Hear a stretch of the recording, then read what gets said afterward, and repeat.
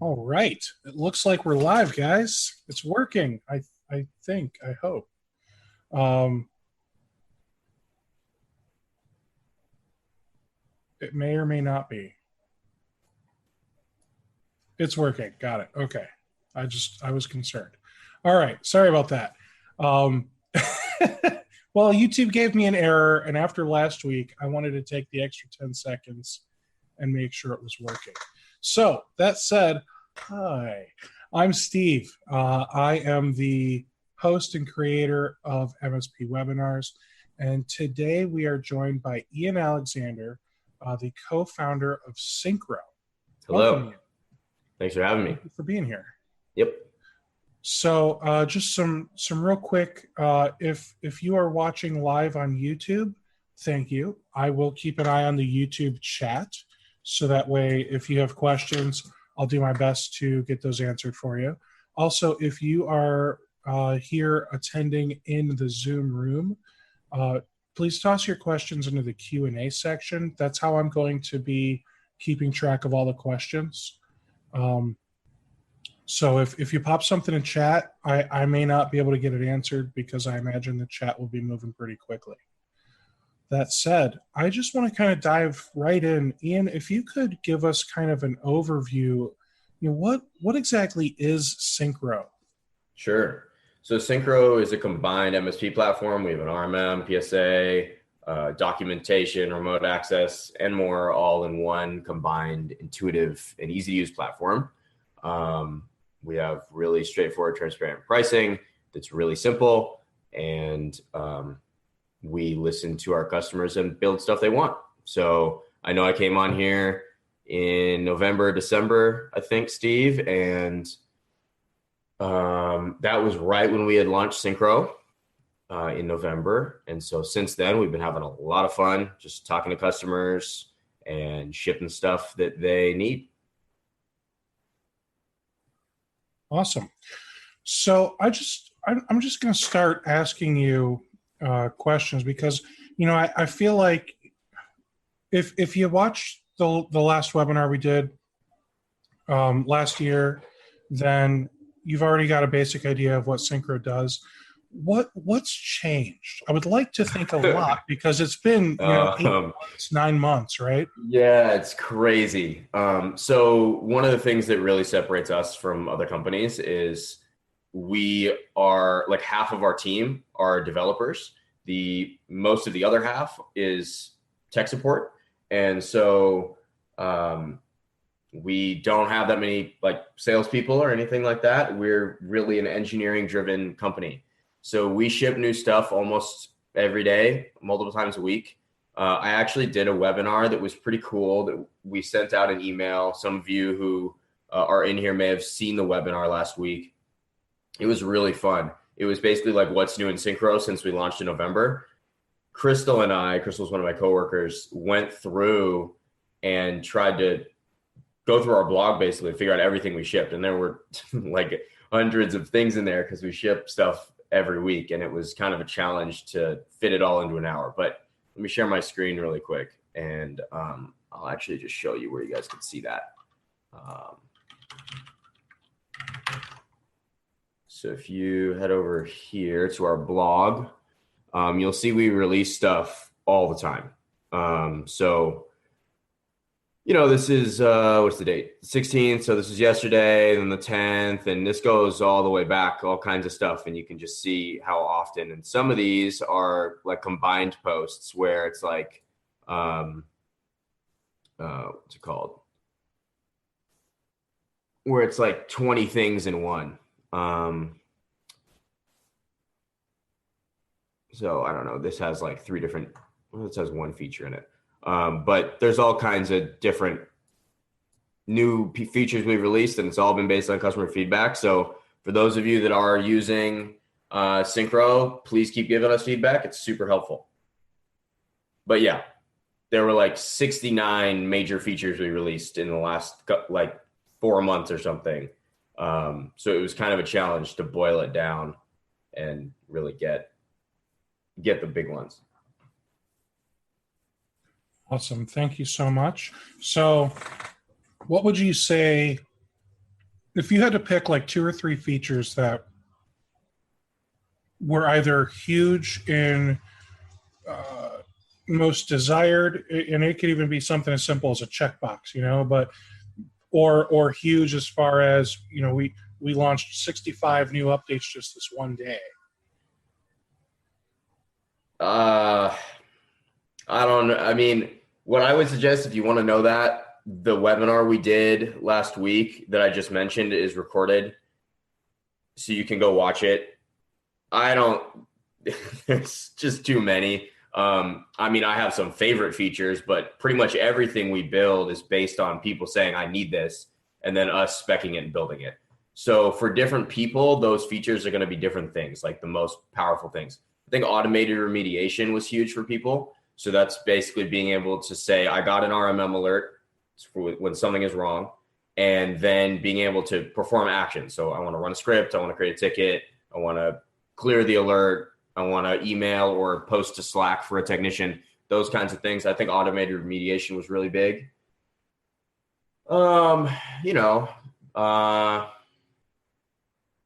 Bitdefender integration. There's 70 of them or more, so it's hard for me to pick a couple. So you said Bitdefender integration. That's huge. Mm-hmm. Now, are you reselling the Bitdefender to people? Yeah, but it's really straightforward. It's really plug and play. Basically, how it works is you come in and here, let me just show you like what go here. And if you ever go to like a page and click help, or you click a question mark, it'll bring you to the knowledge base article for that page. Let me go to Bitdefender because this just has really good screenshots to illustrate it. So essentially, we help you generate a Gravity Zone account, and then you link it. It takes like 2 minutes. Once it's linked, then you can use the integration. You just enable in your policy. You say, I want to use Bitdefender in this policy. Once you do that, it will automatically download and install it. It will make sure it's always running. If they uninstall it, it'll reinstall it. The key will never expire, all of that stuff. The billing is done through us. It's $1 per endpoint per month flat, no matter how many endpoints you have. It's just nice and simple. You can do a bunch of the stuff like schedule scans as a part of our dashboard. But if you want to do more advanced things, you can also go into Gravity Zone. So it's up to you. Awesome. And what other big integrations do you have? Any new integrations since last time? Yeah. So if you go to the App Center here, you'll see we have a ton of integrations. New integrations since last time. Last time we didn't have Bitdefender. I don't remember if we had released the QuickBooks Online or desktop integration. I don't remember if we had the ConnectWise or AutoTask importers.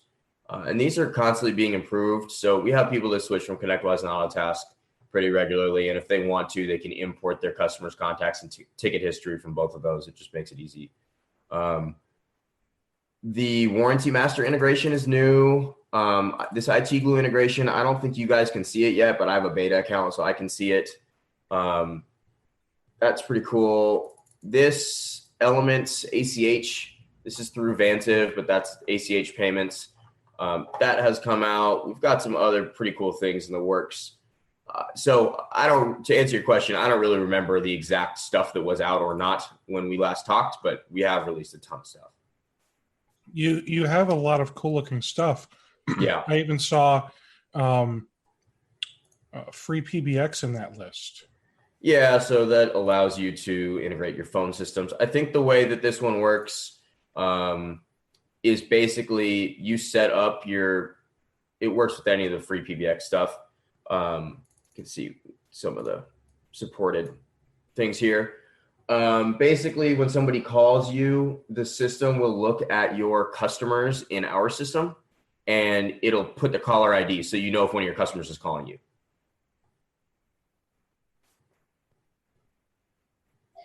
Excellent. And what about backups?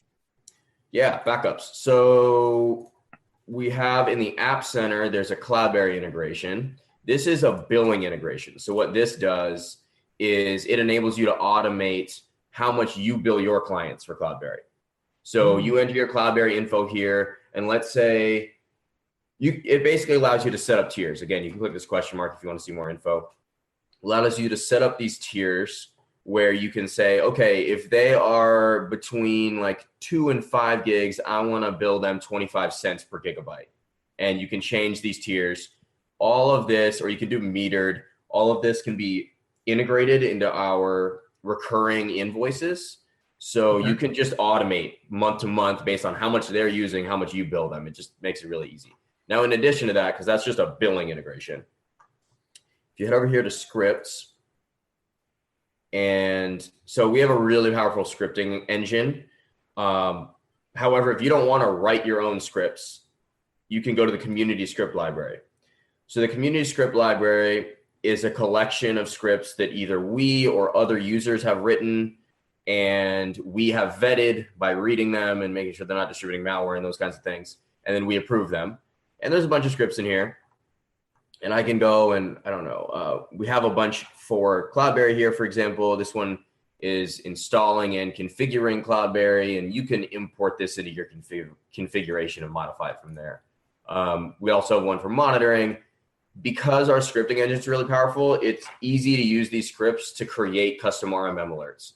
So we have in here scripts for monitoring, like backup exec and shadow protect and Veeam, and there's some other thing. I think there's a Carbonite one and maybe a crash plan one. So there's scripts in here, and there's people constantly adding more. I think there's 125 right now, and you can request scripts. So if we get a suggestion, if you click here, this actually posts straight to our Slack. And if we see the same thing 2 or 3 times, we'll write a script for you. So if there's something in here, if you have another backup solution that we don't support yet, feel free to let us know. We might be able to just write a script to monitor it, and then you can set that up in the policies, and it's all automated. So you called it a scripting engine. Yeah. It looked. You might want to just keep the screen share up, because I'm probably going to have a lot of. Okay. On what I'm seeing. Yep. So you called it a scripting engine, but it looks like all it's doing is running script that you write. So if you go to new scripts, here's what I mean. So when you're writing a script, you can basically choose between PowerShell, Batch, or VB. And so let's say you're using PowerShell, which is what most people use. We also will host files for you. So for example, BleachBit's my favorite open source cleanup tool. I've already uploaded it, so I can basically have it downloaded to the C drive here or wherever I want. It'll do this before the script runs, so you have access in your script. You can then run it as system user or logged in user. You can set a maximum runtime. You can add this to your favorites, which we can get into later, but not that important. If you're using PowerShell, then we have this module for you that you can import. So you just import the module at the top of your script, and then you get access to all these really cool scripting functions. So this one allows you to create a custom RMM alert. This one shows a Windows dialog box. So it's just a normal message box, and you can say like, hey, I'm going to remote your computer at 5 o'clock. Make sure you leave your computer on. This one will take a screenshot, put it in a place. This will send an email.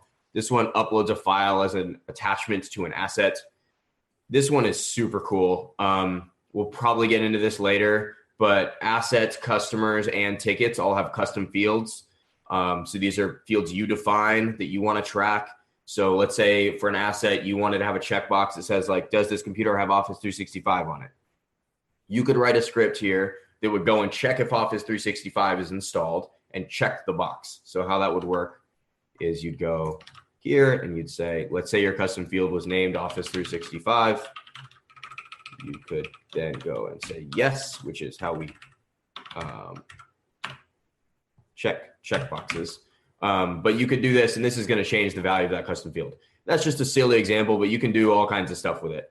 You can create tickets, you can comment on tickets, you can add time to tickets, you can update tickets. So it's a pretty powerful module there. And that's how the scripting works. And then once you create a script, You can schedule it to run on a recurring basis or run it one time or whatever you need to do. Okay, so I like the fact that you have your own PowerShell module. Mm-hmm. Now, Eric said that the answer to so Syncro has its own PowerShell module is no. They will import the module from a repo. I don't really know what he's asking.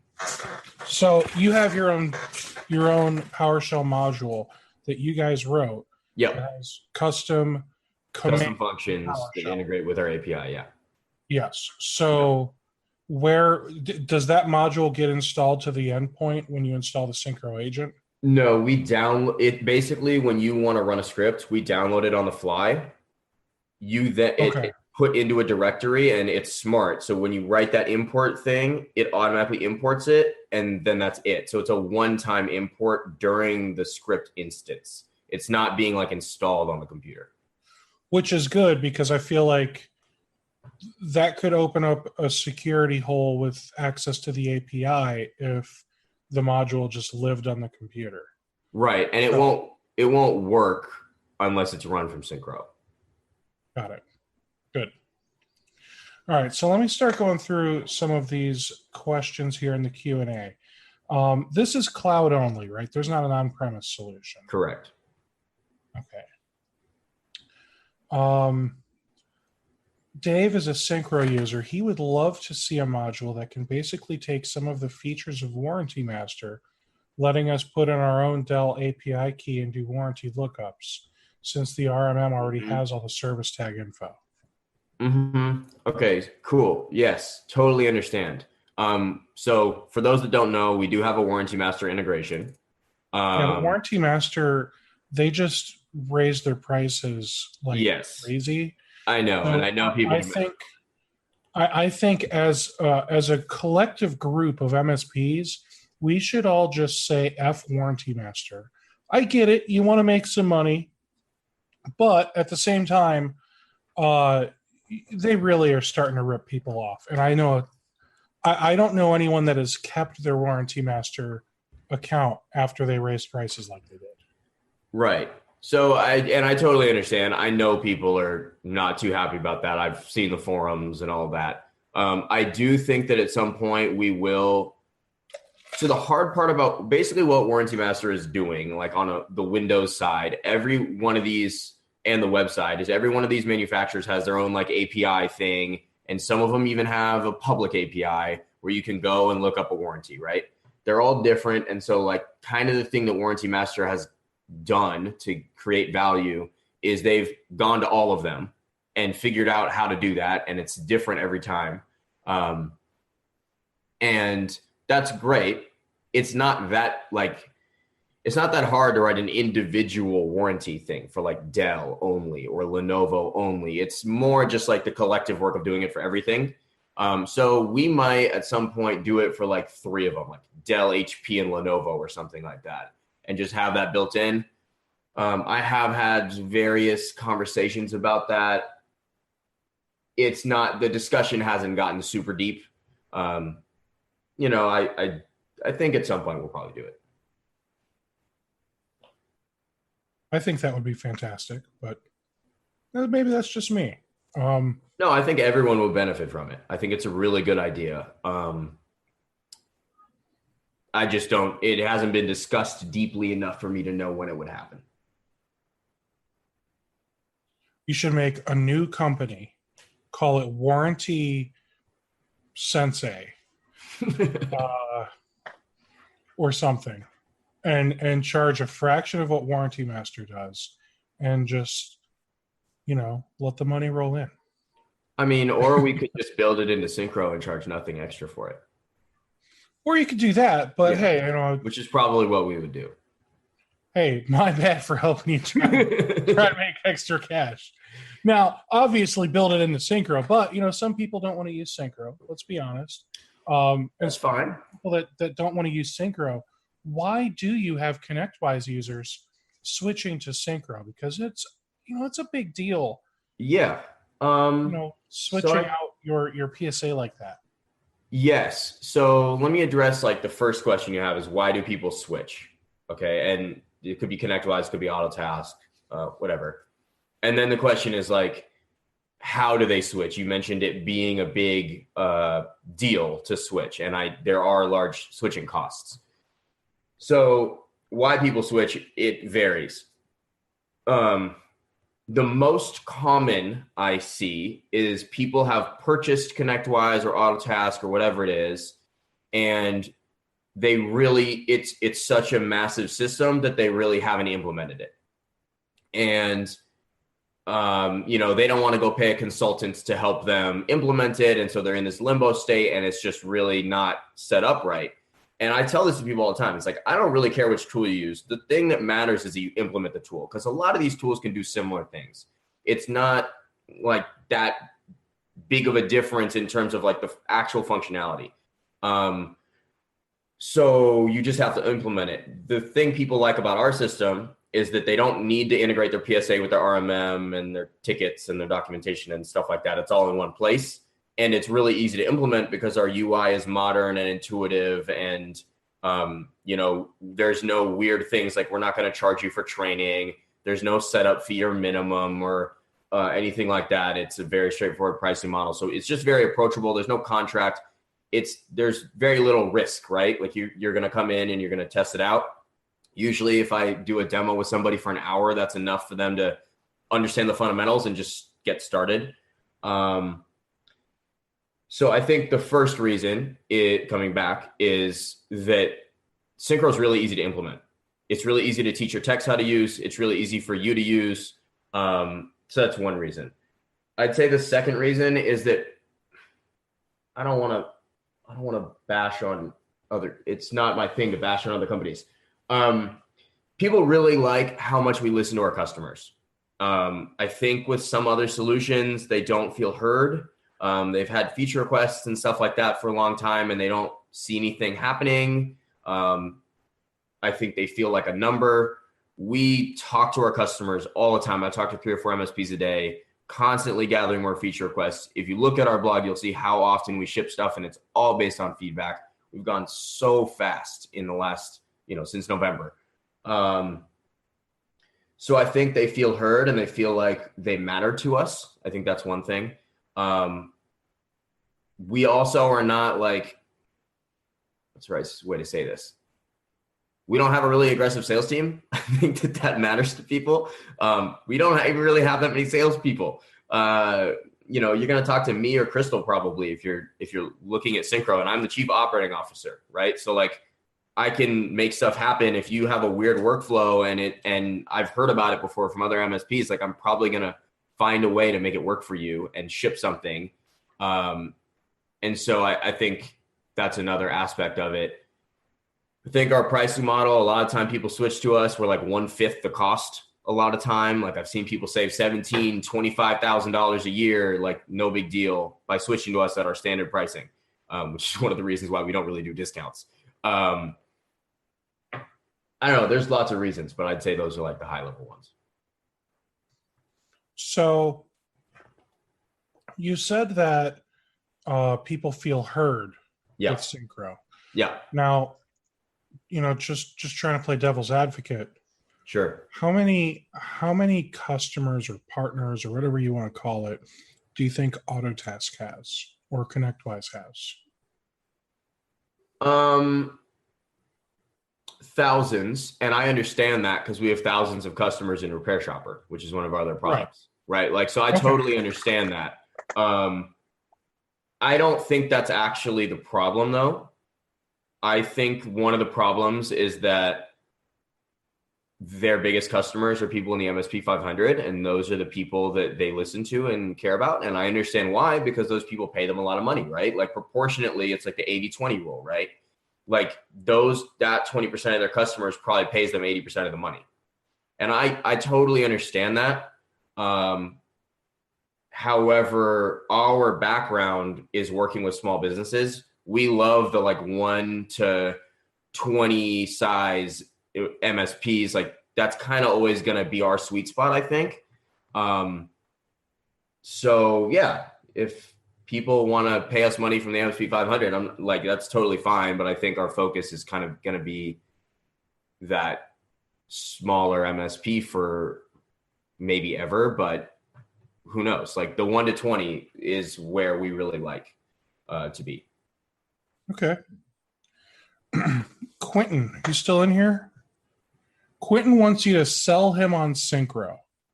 Now, Quentin is not only a ConnectWise manage and automate user, he's also a ConnectWise automate for sure, maybe manage consultant. Sure. I think I've seen him in the Discord channel. He's in there. I don't want to sell you on Synchro. I would rather show you Synchro. I'm happy to schedule a demo. I will show it to you. And if you don't like it, I want to know why. And then I will get those things shipped. And then you'll like it.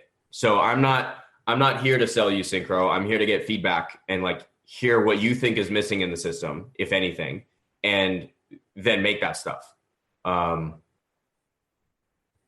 Okay. Yeah. I like it. Now, this is looking back 15 minutes ago now. They said, can you really call Bitdefender an integration while it is still in beta? I mean, yeah, we do. We call it an integration while it's still in beta. There are a couple little kinks with Bitdefender, and that's the only reason it still has a beta flag. It's been used by lots of MSPs for months now. Every once in a while, like right now, there's a little bug, and it's because the Bitdefender API, we can't do exactly what we want. So we have to basically magically match machines to assets in Synchro. So every once in a while, there's like an install, like it'll take a while to install Bitdefender. And there's a couple of little kinks in there that we're working out. Once we feel really good about everything and like it's 100% working, we'll take the beta flag off. But we want people to know, like, hey, every once in a while, you might have a weird issue because this is a beta integration. Fair enough. Now, Randy Wright has some questions. Okay. Notification be set when an asset comes back online. Can a notification be set when a computer comes back online? Did Randy ask me this question like a week ago? I swear somebody asked me this question. So I know you can get notifications when a device goes offline. So if you go into policies here, you can make your own policies. Basically, the way this works is, let me just back up for a second, talk about what a policy is. So if we go into any asset here, these are different assets. Let's go to like this one. I think this is actually my laptop that I'm using right now. You'll notice you can't change many of the settings in here. This is a bad example because this policy has basically nothing in it. Let's look at this one. Is this a good one? No, this is not a good one either. Here, this one would be good. Okay. So you'll notice you can't really change any of the settings in here. You can go through and like look at all the stuff that's going on. But what you can change is the policy. So policies are basically groups of settings. Those of you who use lots of RMMs are very familiar with this concept. If we go over here to policies, we can create as many as we want, and then we apply them to devices. So I have this one as an example here. You can make your own. If we go down to agent status notification, you can get an alert if an asset is offline for, let's say, like 10 minutes, and then it'll check again in 60 minutes or something. So you're not generating a new RMM alert every 10 minutes. So I know you can do that, and then you can get notified for this type of, we have this thing called automated remediation. So this is like automation that you can set to happen when certain types of RMM alerts occur. So if we go here, this is the admin, this is where lots of settings are. Go over here to RMM settings, and we'll go down here to automated remediation. So these are like if this, then that. So an example might be like catch low hard drive alert. So this is like if we had a RMM alert that had the trigger category, low hard drive space. And this is, by the way, this is pulling from your scripts. So if you create your own custom RMM alert, it'll automatically pull into this list. It's pulling from your event log RMM alerts, which are also customizable. I just have some placeholders here, but let's say this like hard drive smart failure, then we'll say like at most once per day, let's create a ticket with this status, with this subject line, and we're going to run a script from our library, like, clean up the computer, and then we're going to clear the alert. The cool thing about this is because the RMM and the PSA are all one system, right? We're making this ticket with this subject line. So I know what this is, right? Now I can go over here to the separate section that is called ticket automation. And I can catch that ticket automation. I can say like, if there's a ticket that's made, anytime, or I can say like during work hours or whatever, where the ticket subject contains this, which we set, then I can change the status to resolved, or I can post to Slack, or, add a comment or whatever I need. And there's available tags here. If you want to use the asset name or the customer name or whatever, you can do that. So you can kind of string those two things together. So what we basically just did is like, we found out there was an RMM alert for low hard drive space. We created a ticket to let the customer know that we're resolving it. We ran a script, we cleared the alert, then we closed the ticket. As far as the original question about like, can you get an alert when the agent comes back online? I don't think you can, which is why I think like you asked that question like a week ago, if I recall correctly, and I posted in Slack for one of my coworkers to take a look at it. So we might ship something like that soon. Cool. Is there a way for us to do Fahrenheit instead of Celsius? For like temperature? I would hope that's what we're talking about. Okay. So for CPU and RAM temperature stuff, I think there's a script in the community scripting library for that. I think it's CPU health. There's that one. We have, where is that? You don't have something built in? We have this temp prober thing, which uses open hardware, open monitor lib, and you can use that. We do have a built-in thing for like usage. I don't think we have a built-in thing outside of the scripting library for the temperature, but you can go in here and you can say like alert when CPU usage is over like 85% for 10 minutes, that kind of thing. So that's really easy. For the rest of the stuff, yeah, I think you have to use that that script, and you can modify the script. So if you're in Celsius or something, then you can just change it. So it seems like, excuse me, it seems like you don't do anything built in with temperatures. Randy's question was asking how to change it from Celsius to Fahrenheit. So it almost seems like, I don't know, maybe he's referring to one of the scripts. Yeah, he might be. We don't do anything built in with temperatures, so he might be talking about the temp prober script. I'm not sure. I'd have to get more clarification.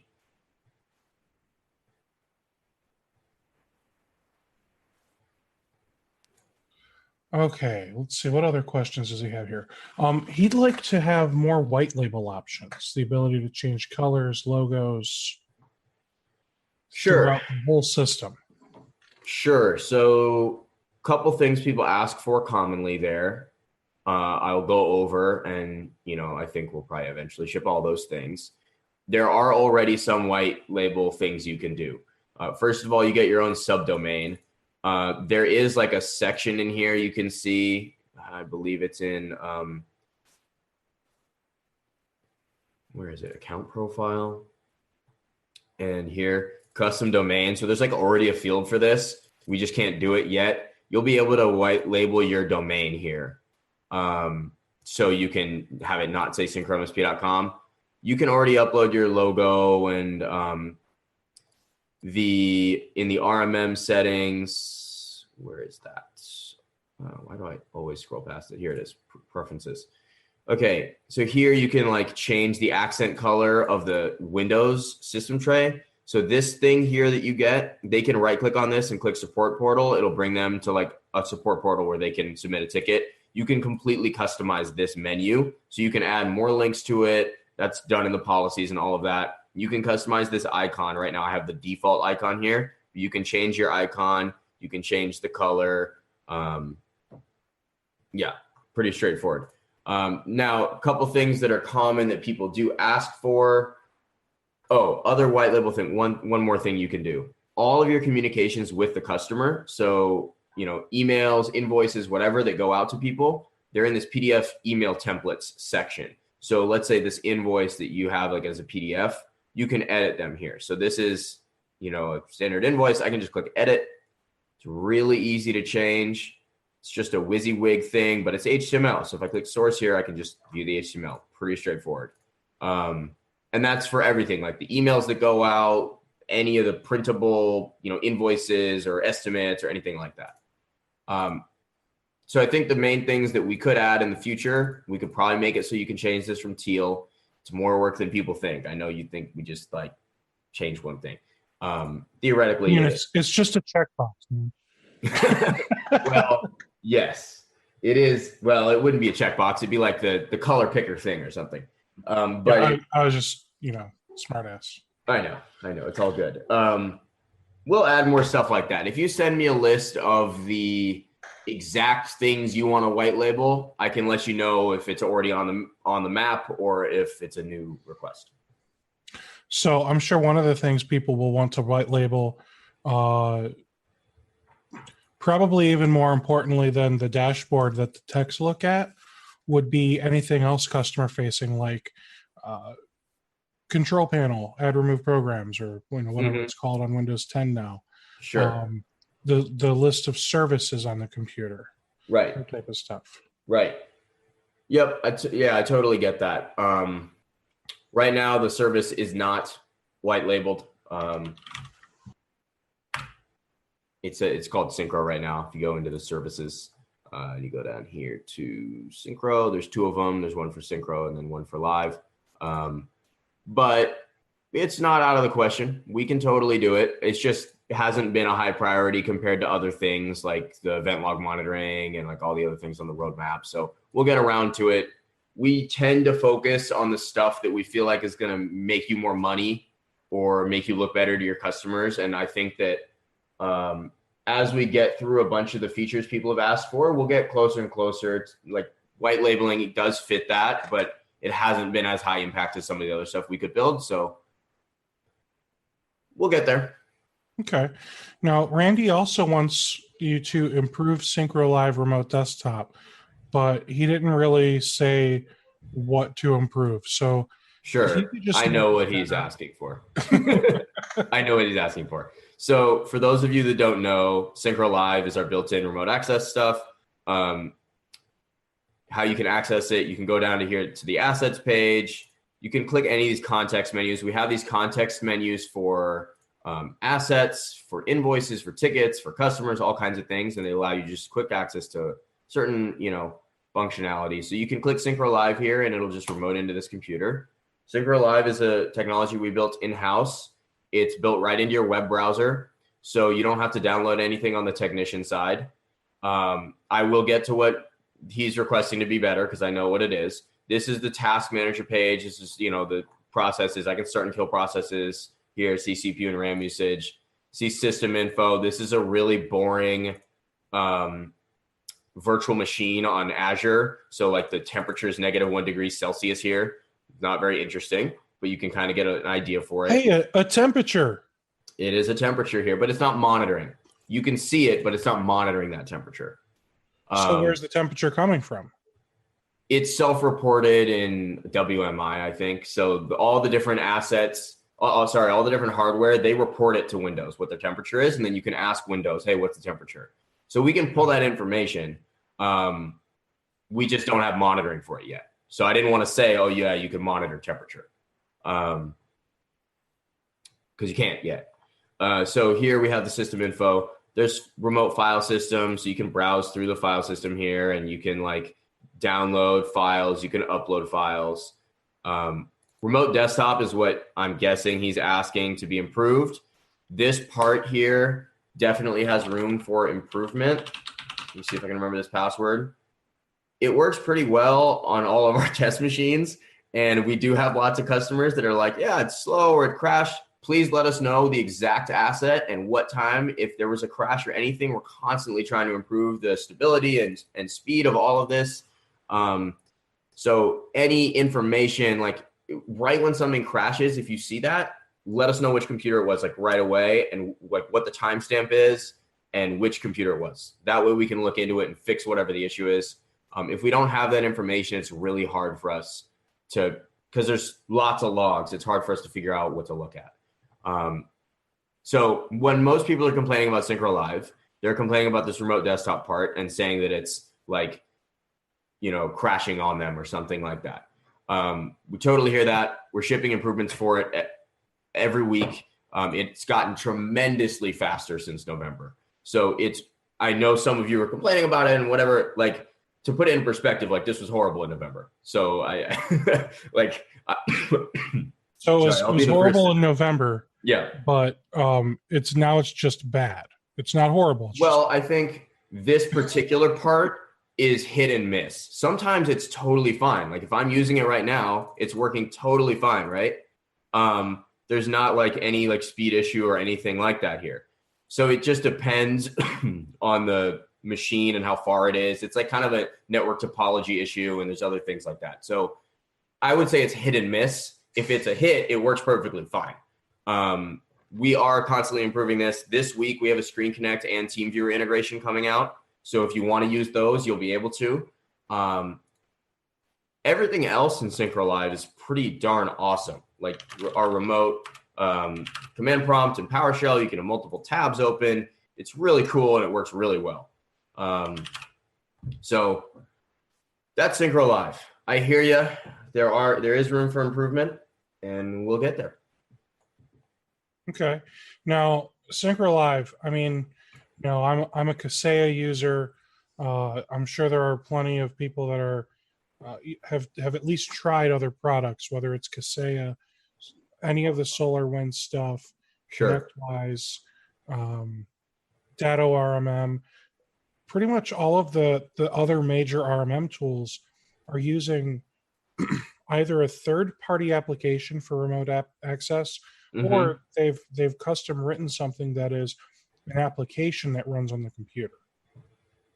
So, I mean, do you see it getting there eventually to where you've got some type of application that launches for people to be able to remotely access a computer that not using their web browser? Because, I mean, let's face it, with all the plugins and extensions and everything available for Chrome or Firefox, people are going to end up breaking the Synchro remote just because there's a plugin preventing it from working.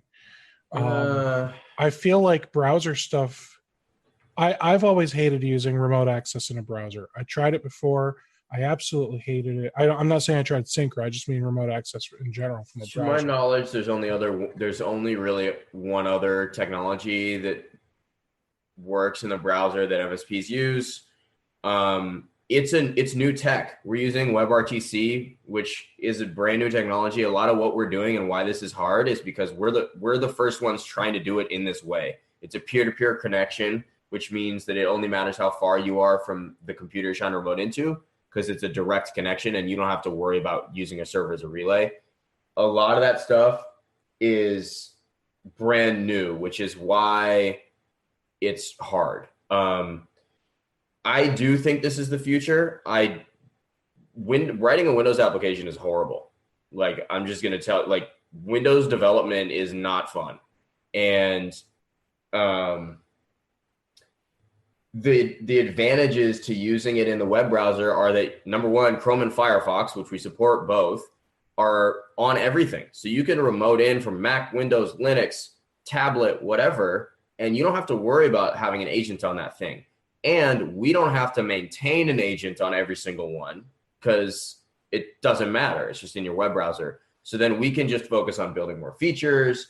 Web browsers are getting more powerful. Like if you look at WebGL stuff that's coming out now, and like, I don't know, I think it's the future. And I think that the concept of downloading an agent, like I think people are comfortable with it. They're like, oh, this works better because that's what they've done forever. And I think there's merit to that, right? Because those solutions are probably more stable because the technology's older. But going forward, I think if like TeamViewer were to restart their company right now, like they probably wouldn't do it the same way they've been doing it. That's my hunch. So anyway, it's an opinion. Okay. It is an opinion, and you're entitled to your opinion. All right. Dave wants to know if he can get a checkbox somewhere that if a computer name changes, that the asset name changes in Synchro also. It gets confusing when they don't match. Yes, so I think Dave has asked me the agent. So if I were to install an agent on a computer with the name Win-V74XC12. Sure, like this one. And then I change it to Ian's computer. Right. I would probably want that to say Ian's computer from now on. Now, I imagine that would be updated in the asset information when you open up the computer. Yep. Yeah. So this is automatically synced from the computer. Now, on the flip side, me personally, I would probably want to have those stupid computer names, WS1, WS2, WS3, and then give the asset a friendly name in Synchro. Right. So, I mean, I can change this to like a friendly name, and that's fine. I can do that. And this thing will stay up to date. Right. So I think it's just a matter of how people want it to work. Right. So they want it to automatically synchronize the asset name with the computer name, whereas I would want to maybe change the asset name to a friendly name. Right. Computer name the same. Yes. These are really hard problems because different people want different things, and it's somewhat arbitrary what's right. You know what I mean? And those are kind of one of the harder things to work. Like we could make a checkbox. It's like, do you want it to work this way or this way? I don't think a checkbox could be bad. I mean, yeah, I don't think one checkbox isn't inherently bad. It is a creep thing where it's like the more we add things like that, the more complicated the app gets. And right. Now, Tommy just posted something great in chat. He said event log, event ID 6011, 6011 notifies you if your computer name changes. Just script your alarm alert. Yes. So check this out. So in policies, you can go down here. We have these things called event log policy alerts. So these are custom things you can set up. So I'm just going to click edit event log policies. So you can even make friendly name event log policies. You totally can. So we have these like 5 different ones we give you. So like the hard drive monitoring one, for example, we made this for you. There's like 400 or something like different event log IDs that we've just added in here. So like, I don't know, like, Symantec antivirus. There's like all these different event log IDs you can monitor for if you want to, but I can create my own. So like this is one Troy made. And now, hold on a second. I want to go back because you showed me one and I'm confused now. So that policy was called hard drive monitoring. Yeah. But then you were talking about Symantec. Oh, I was just showing you we have all kinds of things in here. This hard drive monitoring one has this checked here. Disk 4, and that'll show you like those are like the hard drive related event IDs. You can check whatever you want in your custom ones. So this is like a custom one, and you can pick from either the things we're already automatically pulling, or you can click new event log query. You can give it a name and like choose the ID or the source, and we'll search through like if you wanted severity high or whatever, it'll come up like right here. You check that.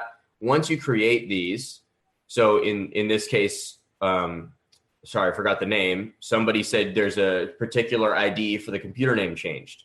So you could pick that ID, create a custom one. Now I've got that in here. Let's just say that was the Troy's issue one. So now in my policies, it's going to automatically show that Troy's issue thing. I just check this. Now I'm monitoring for that. That's going to create an RMM alert if it goes off. In the automated remediation, I can then go down here and go to automated remediation. And let's just make a new one. And the condition would be like the category is, and then your new thing is automatically going to show up here. Event logs, Troy's issue. It'll automatically show up here. So if an RMM alert is generated from this, and I don't know, this automation has never run, or I don't know, there's all kinds of different things in here. You can, just post to Slack or email somebody or run a script, or create a ticket to like change the asset name or something like that. Okay, that works pretty well. And I would say that that's probably easier for people to figure out than a lot of the things that you can configure using ConnectWise. Because I was just looking at a screen of somebody monitoring, gosh, what was he monitoring? He was monitoring if a server is getting low on DHCP addresses available. Okay. So let me find that real quick.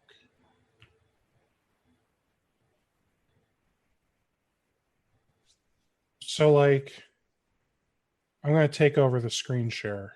Go for it. Because like this makes my brain hurt. It's very small, just so you know. Sorry. It's all good. I think I can see it anyway.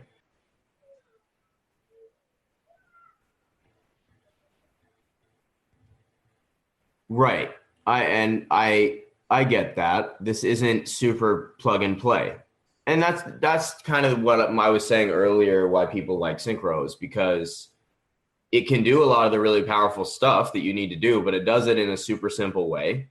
And yeah, we might not have all the features that like LabTech has or that SolarWinds has or something, but we have a lot of them and we have most of what people need. And it's really easy to use and it's all in one place. And if there really is something that you need, we'll add it. It's okay. Just let us know what it is. Okay. So going back to the Q&A here. Yep. Eric said, how can you call this, and now we're back to over a half hour ago. How can you call this a scripting engine when all it does is run a script? It's not really an engine. Like SolarWinds has a scripting engine. They have a scripting platform where they've basically made a drag and drop for dummies of PowerShell. Sure.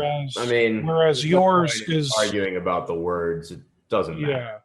Sure. If you don't want to call it an engine, you don't have to. I won't be offended. Okay. Moving on. Would it be possible to see a list of what is on your roadmap? What's on the pipeline? Sure. We do have a roadmap. I can't show it to you, but I can tell you some of the things that are on it. This week, we're releasing a Screen Connect and TeamViewer integration. Now, hold on. I saw in the chat, somebody said, while we're waiting on Syncro Live to improve, the Syncro community wrote this script for utilizing custom fields, blah, blah, blah. Yep. Screen Connect URLs right in the assets. Yep. So there is a script already, but we're making no, that script is awesome. And I really appreciate the community writing that script. It works as like a really good Band-Aid, actually. We're writing a more direct integration that'll be easier to use for both TeamViewer and Screen Connect. So it'll be kind of more built in and nice. So you'll be able to use those optionally if you want to. So those are coming out this week, I think. We're working on an IT glue integration. We're working on an Infusionsoft integration, which is pretty sweet. We're working on a man. There's a lot of stuff. And it's always changing, so I kind of have to go look real quick.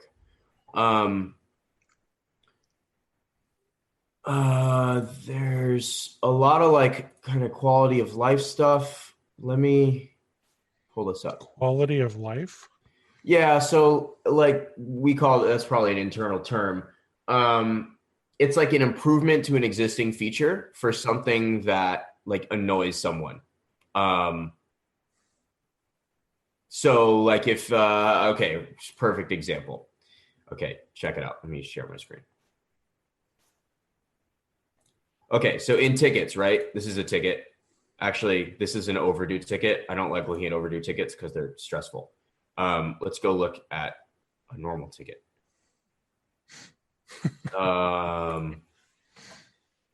Okay, so it used to be like here in the CCs that you had to try to go make a new ticket for Larry, who's my example customer. Quality of life thing is like a really simple change that makes people's lives better, basically. It's not like a huge feature. It's just something that annoys people on a daily basis in their workflow. And this is a really good example. In the additional CCs here, you used to have to type someone's email address, and you don't necessarily know what their email address is. So now we automatically pull all the contacts from this customer so that you can just select it. So that's a huge quality of life change for people that need to CC like the accountant at the company or, you know, another tech or something. Like now it's just right there. It's super easy. So lots of things like that. We're always shipping stuff like that. Let's see. Mac Agent is a really big one we're working on right now. We've been working on it for a while. It's like 95% done.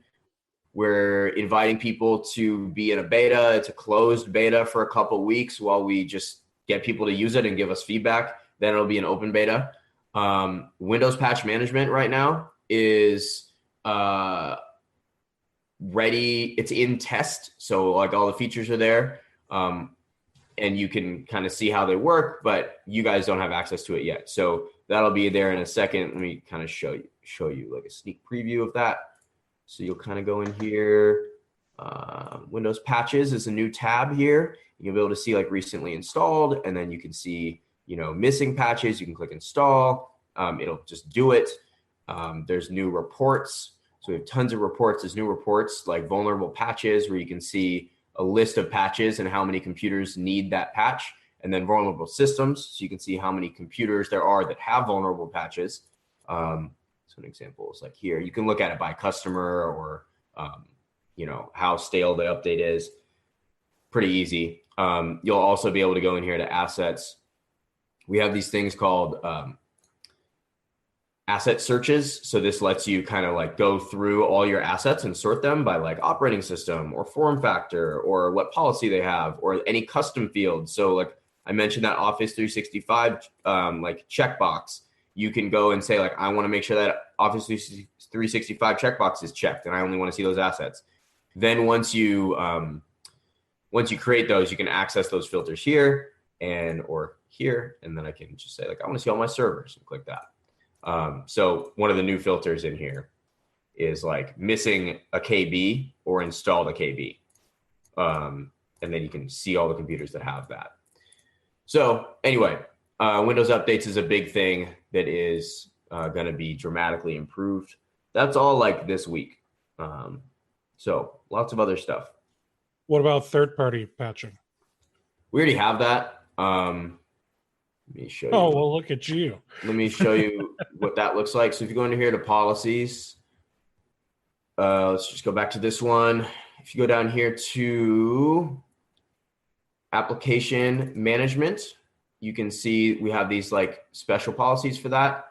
So you can create your own policy for third-party application patch management. Let's just like look at this default one. Just gives you a list of apps, and then you can choose from 3 different options. So this one basically will do nothing. So it won't install updates. It won't install anything. This one is if it's already installed, then update it. This one is make sure it's installed. So if it's not there, we'll install the application for you, and then we'll keep it up to date. So you just pick what you want here, and then in your like master policy, you select which patch management policy you want. So I have those 2 here, and I can just pick. Then it just does it. Okay. Now, let's look through here. Is there an ETA on a Mac client for the RMM agent? Yeah. So like I mentioned, beta is starting this week for a Mac. I missed it. Agent. It's all good. And that'll be a closed beta for probably like a week or 2. We're getting like a couple people that we know really, really wanted to test it and have a lot of endpoints, and like they've beta tested for us before, because we want like a lot of endpoints installed and really fast feedback so that we can keep shipping stuff. So it's probably gonna be a closed beta for a week or 2, and then we're gonna do an open beta. But yeah, it's coming. It's cool. We've got managed antivirus in there, and sounds like next month people will be able to access it. Yeah, that's a good estimate. Maybe sooner. The open beta, everyone will be able to do it. It's just going to be called beta. Right. Now, what about non-technicians?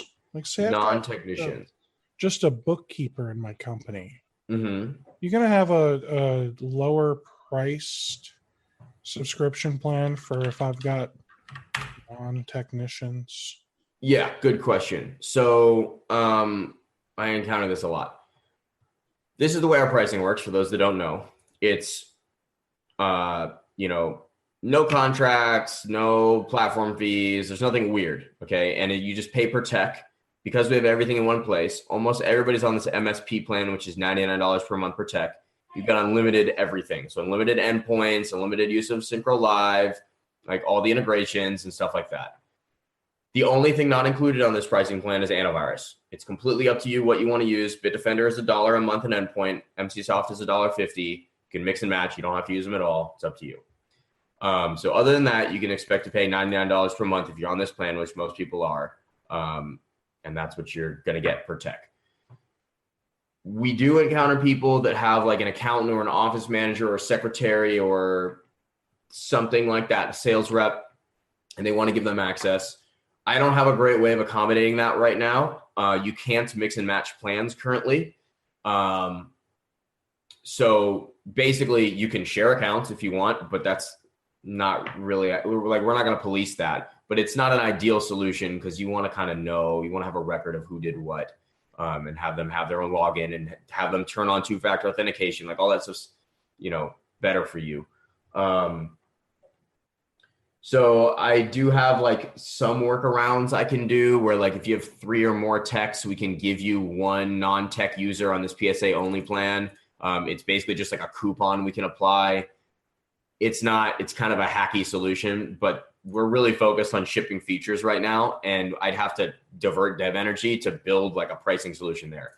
And the thing is, there isn't really much of like a necessity for it because almost everybody, I don't know if I've ever encountered someone that's switching to Syncro and paying more money than they're currently paying.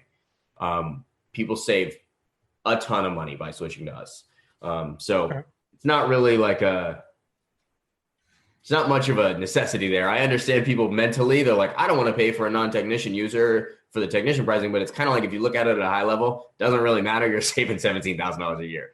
So, sorry. So anyway. No worries. Now, is Bitdefender going to be centrally managed just like MCSoft? I know that you said we'll be able to log into the Gravity Zone dashboard, and I'm pretty sure that would have to manipulate all of our policies with Gravity Zone, right? Right. So if you go into the App Center and you go to the Bitdefender integration, and then you click this question mark, it will give you a really good idea of how it'll work. You do get Gravity Zone. So if you want to go into Gravity Zone and change your policies and whatnot, you can totally do that. from the Syncro dashboard, you can see all of the different assets that you are managing with that have Bitdefender on them. You can see that it's installed. You can see the current status. You can schedule scans to run. If you want to go into Gravity Zone and change a policy, you can do that. So you have basically both if you want. What if we need to say whitelist a website? Because with you would do that in Gravity Zone. Okay. Yeah. So now you guys have MCsoft. Yep. Is that entirely 100% managed through Syncro? Yes. Or is there okay? So that one is managed 100% through Syncro. You can see an example of like how you do all of that in the policies here. This one, I believe, has MCsoft turned on, so it's enabled here. You can see like, oh, what's my scan schedule? I want to do it daily. What kind of scan do I want? Like, what do I want to do when I find issues? For surf protection, which is like, internet security, you can like choose what happens when it finds a privacy risk or a phishing host. When FileGuard finds something, do you want to quarantine with notification? Do you want to alert? What do you want to do? What do you want to get notified about? So you can customize all of that. And it's really easy. We then just like install it for you. We configure those settings. And which computer has that enabled? This one. Antivirus. So you can see like real-time protection's on, surf protection's on, it's installed. Here's the key. Do I want to scan? I can do that. Pretty straightforward. If I want to see like scan logs, I can see them here. So because of how Gravity Zone is controlled, there's not are there plans for you to be able to centrally control that? Like, can the API for Gravity Zone let you manipulate all of those settings? I didn't have as much to do with writing that particular integration. Their API does have a lot of different settings in it. I don't know what in particular it does and doesn't have. I do remember there is more we can do. But when we were writing that integration, people were like, we really, really, really want Bitdefender. So we kind of chose to do a little bit more of a lightweight version of it because you have access still anyway in Gravity Zone. In favor of getting it out quicker. So I do think we can add more to it. Right now, we're a little less focused on that part and a little more focused on just making sure it works 100% of the time. Because there are instances with Bitdefender where like it takes 6 hours to install Bitdefender, and that's really annoying. And so that's kind of more our focus right now is just making sure, okay, let's make sure it works 100% of the time. And then the installer is huge. I know, and that's part of the issue is their installer is really big. And sometimes it needs a restart after so it can install. It also doesn't play nice with other antiviruses. So if there's remnants even of another antivirus on the system, like even in the registry, it might not even install. And these are things that have nothing to do with Syncro, but we're just trying to make it more streamlined for everybody and make it easier. So that's kind of more our focus right now. We want it to work 100% of the time. And then we'll take that beta flag off. We'll add more features to like once we do that.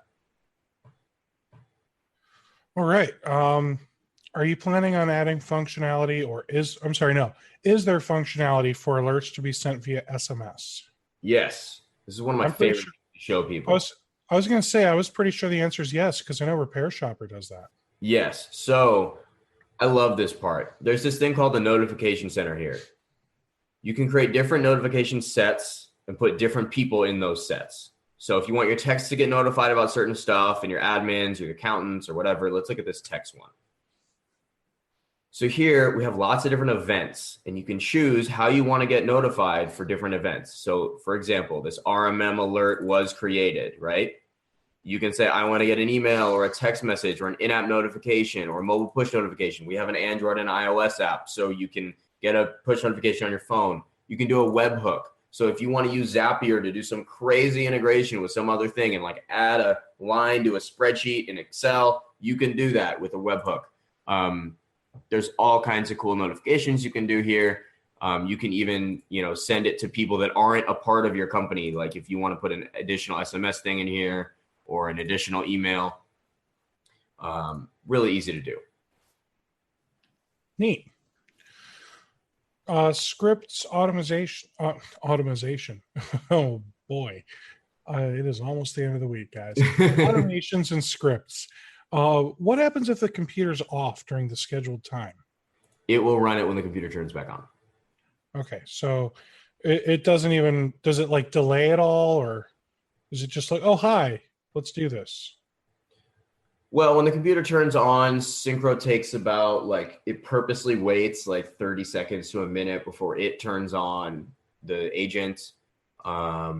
So I don't know, it probably would be delayed a couple minutes and then it would do it. You can also in your scripting, in your automated remediation, if you go down here to RMM and you go to automated remediation, you can actually put a delay in. So you can say delay 1 minute here or 10 or whatever. So you can run a script delayed as a function of the automation. Let's see here. Guys, so we got 8 open questions. I'm going to go through all of these. If anyone has any other questions, feel free to pop them in. Somebody said that a community member made a really nice script that gets rid of the remnants of other AV software. They did. I saw that. It's awesome. Like what? Okay, so is it getting rid of remnants, or is it going to fully uninstall that old AV too? From what I remember, their script that they made goes through and looks at registry keys that are used by other AVs, and it removes those keys from the registry. So it's not uninstalling. It's basically tricking Bitdefender into thinking those AVs aren't there.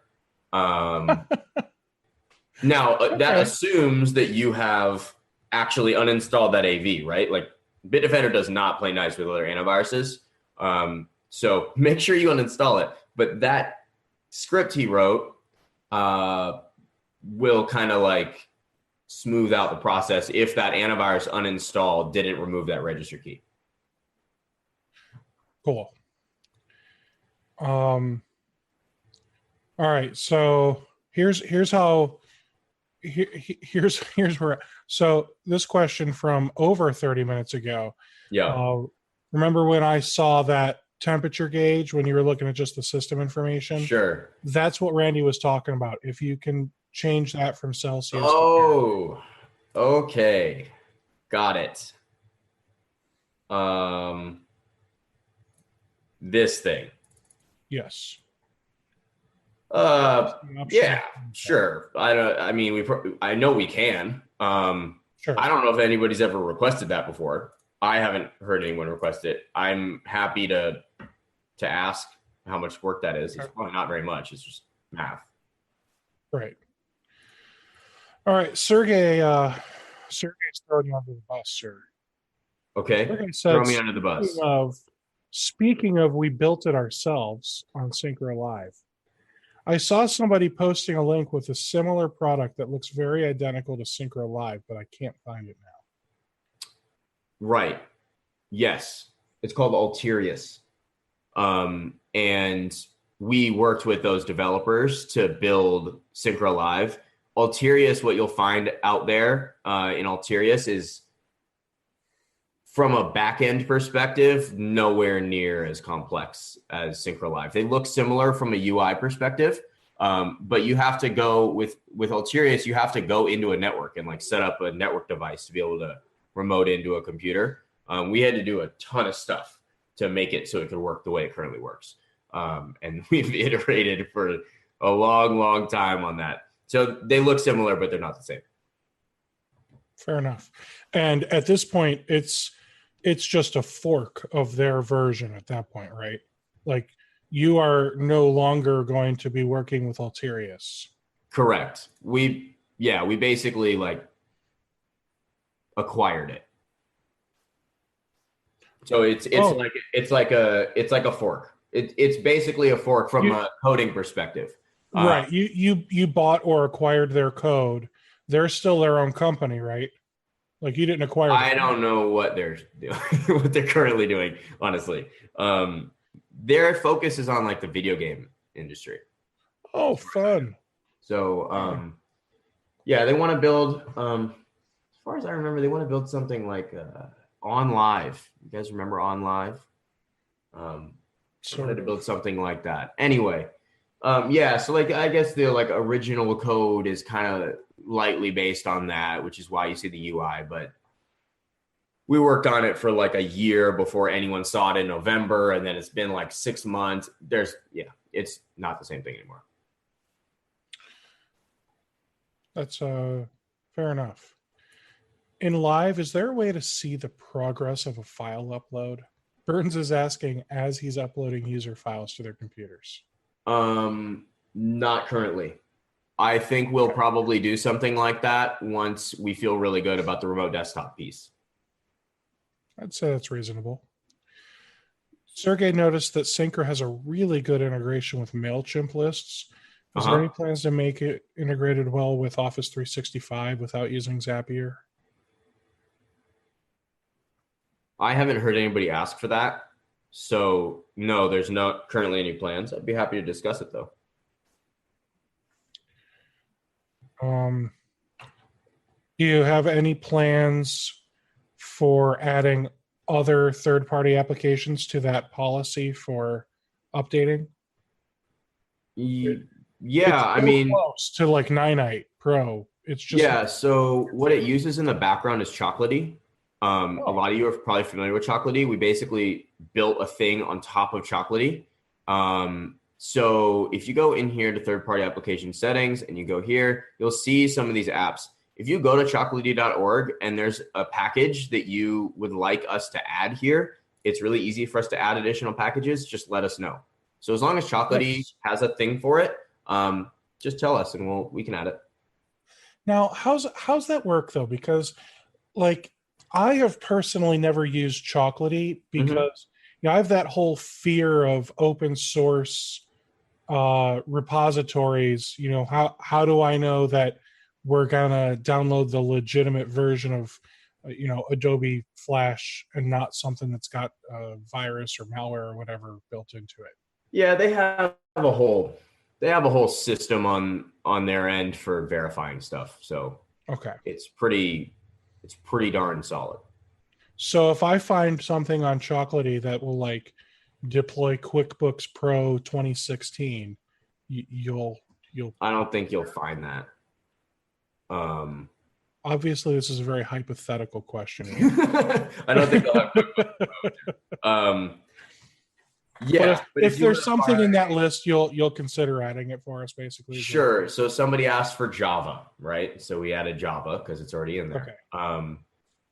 Same thing, VLC is in there. They have thousands of apps. So yeah, I know. Just let us know. Will the Mac also use Syncro Live? Remote desktop, file transfer, etc.? No, it will not use Syncro Live. There is an integration. I have to admit, I have not been involved in the dev process for the Mac agent. So like what I hear is when I like decide to go look at exactly what people are talking about at that time in Slack. I think there's an integration with TeamViewer if you want to use TeamViewer on the Mac side. And you can also, the scripting. So if you wanted to like install your remote access Mac client, you can do it through the scripting engine. Okay, scripting. We don't have to use the word engine on the Mac side. So it's up to you which solution you use, but we can like accommodate installing it and stuff like that. Awesome. Eventually, I imagine you would add Syncro Live, but that could even be a year down the road. Yeah, I'd say I don't know. It's a lot of work to build another, like a Mac version of Syncro Live. It may not be worth the investment when we could integrate with something else Fair and enough. just have it. So we'll have to weigh that and we'll see. Okay. I really don't. I can tell you confidently, we have not built anything for Mac in Synchro Live. So nothing has been done on that front. So how about this as a question then? Are you going to work on any deals with third-party companies like Screen Connect, TeamViewer, SplashTop, to where you are able to offer us licensing for that and have it fully integrated with Synchro? I have had People that would discussions. rather use that. I have had discussions with companies like that about that kind of thing. Maybe is the best answer I can give right now because I don't know.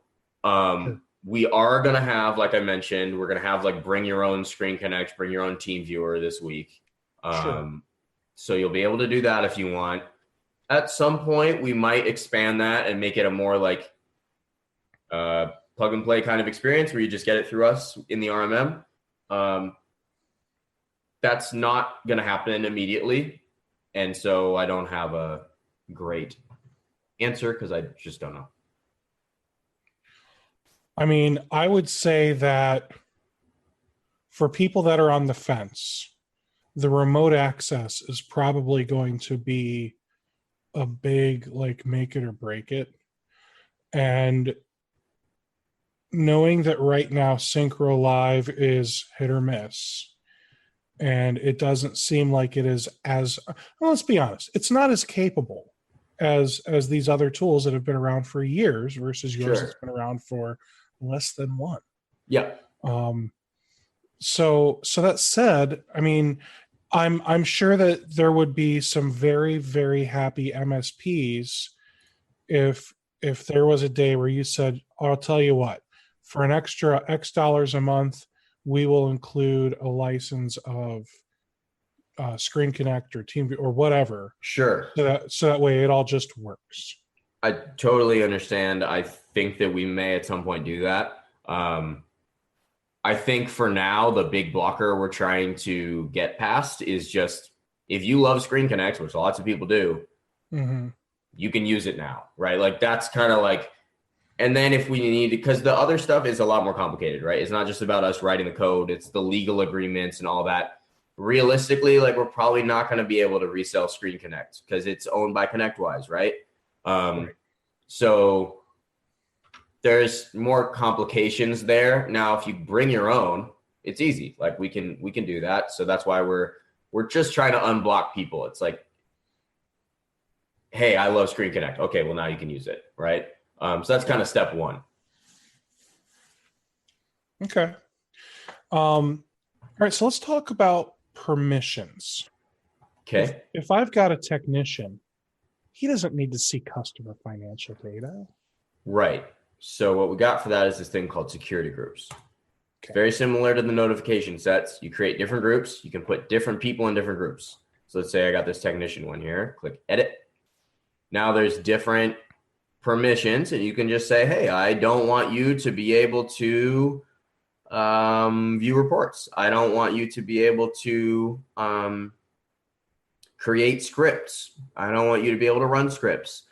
I don't want you to be able to view the invoice details. So really easy here, just like what you want. Perfect. Now, I see that, let's see here. Someone says, I suggest having remote shell and stuff like that for the Mac, but definitely don't try to reinvent the bicycle. we will have scripting stuff for Mac. That would be in there. So like remote shell, that kind of thing. Reporting. Billable hours for a technician. Can we see our technicians' profitability, and can we see our technicians' what's the word I'm looking for? Utilization. Sure. So we have like a built-in time clock. So any employee can come in here and like open their time clock and basically like check in, check out, that kind of thing. They can create these time clock entries. And then on tickets, you can track your time. There are lots of different reports that you'll probably want to look at in here. And depends what you're actually really looking for. But like there's tickets time tracking, right? You can go look at that. And you can see all the tickets and how much time was spent, whether they were billed for or not, which ticket it was, who worked on it, how long they spent. So there's that. Like you can go see like a tech hours report, and you can see, how many hours they worked and whether they billed for it and that kind of thing, per tech, right? So there's lots of different things you can do there. There's tickets pending charges. So there, you can go look at like tickets that basically haven't been invoiced. Or sorry, billable time that hasn't been invoiced. You can go look at a time clock report. Check your chat real quick, Ian. Check the chat. Oh, Got you it. might not be able to. Okay, I got it. No, okay. All right. So you want me to talk more about reports? There's lots of different reports. Some of my favorite one is probably this customer detail report. I can type a customer and select a time frame and I can run this report. This is going to show me like tickets by issue and type and by tech and how long those tickets were open and a ticket summary, time tracking, like how much time we spent on this client in this time frame and whether we billed for it or not. And then an invoice summary. And I can schedule these, you can get a PDF of it. You can send it to the customer on a regular basis. We've also got this like customer RMM report. So you can go and type the same customer, click run report. And you can see like issues by type and by computer and critical alerts that are currently there and by operating system and all kinds of stuff. There's actually more things this can show, but it only shows stuff if it's relevant. Like it won't show if there's no data, it's not going to show it. You can schedule it again, get it to go out to clients.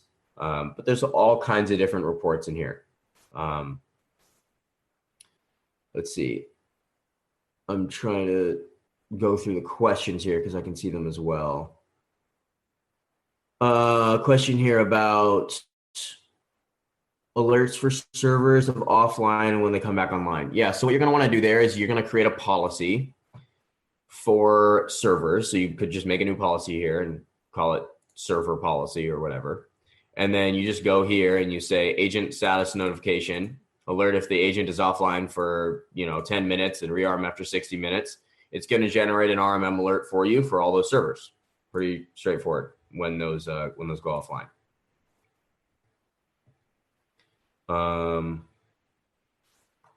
Yeah, a log of what's happening on the computer. Yeah, I think there's a lot of room to add more stuff like that. We have, if you go to, I don't know, one of these computers, there is kind of this recent activity thing. So like it installed an update and this RMM alert was generated and it installed, 4 other updates, just stuff like that. One of the other cool things that I just love about having everything in one place is that you can view the tickets here right from the RMM kind of asset page. And I can just say like, oh, what happened with this ticket? Is it resolved? Cool. So that's a fun thing. Okay. So we got another question here. Sergey said, check how CCleaner Cloud does it. I like CCleaner Cloud. It's pretty neat. Now Sure.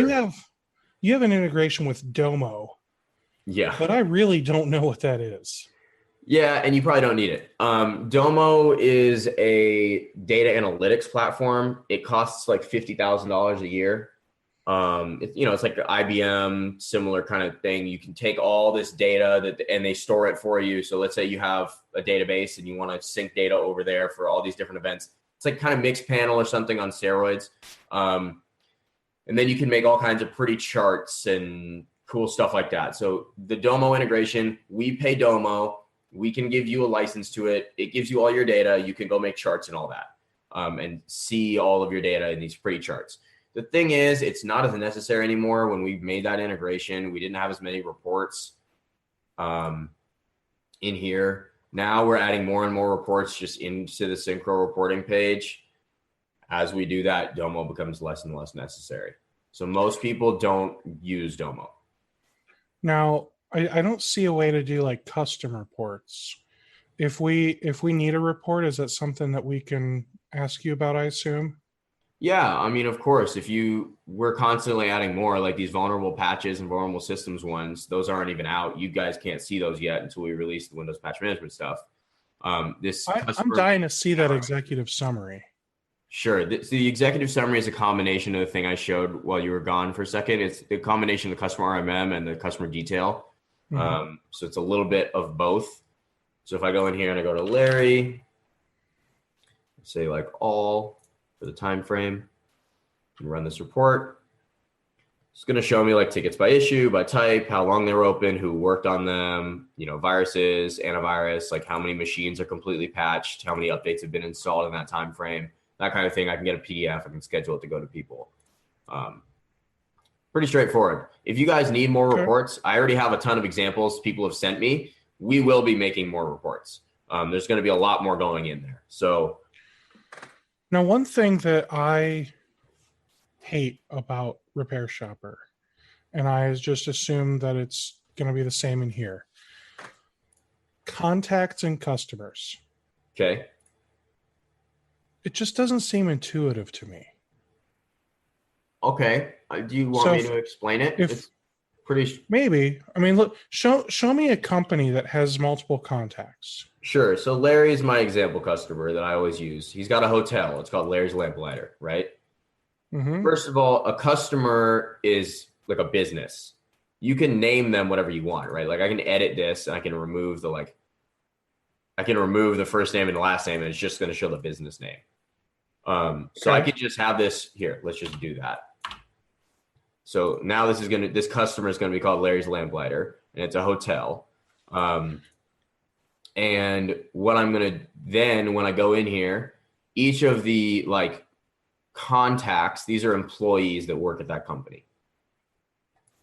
And that's all it really is. Are those custom UDFs, or are those ones that you've created for us?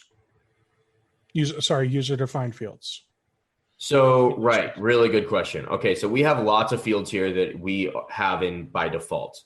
We have these things called custom fields. These are things you can add, and you can make them whatever you want. They can be encrypted passwords because we have a password vault. Those are these here. They can be strings, drop downs, checkboxes. There's a pop-up field example here. I'm not using it right now, but basically you can like make it so if there's a customer you never want to service again, anytime somebody comes to this like page, it'll pop up a thing and say, don't service this customer. And so there's pop-ups. You can do like a signature field. So like if you're on the mobile app or something, they can like do a signature. Cool. We call that a scribble. So you can add these. These are examples of people I've done demos with that real things they wanted to track. So these show me the can go into contact. Okay, so for the people that aren't interested in spending minimum $95 a month with IT Glue, this gives us the ability to do some at least basic documentation. Yes. So a couple things we have that are in IT Glue. We have custom fields. These go on customers. They also go on assets. There's a different set of custom fields for assets per type. So you can have as many types of assets as you want. A Synchro device is one that has an agent on it, right? So let's go into this one. So these have their own custom fields as well, right? So I've got this Office 365 checkbox, but I can add whatever I want. This is a completely separate set of fields. So you can track that there. Tickets also have custom fields, so you can track that stuff. Okay. Now, the other thing we have is a documentation center. So this is a basic wiki kind of thing. I can come in here and like some examples like employee directory.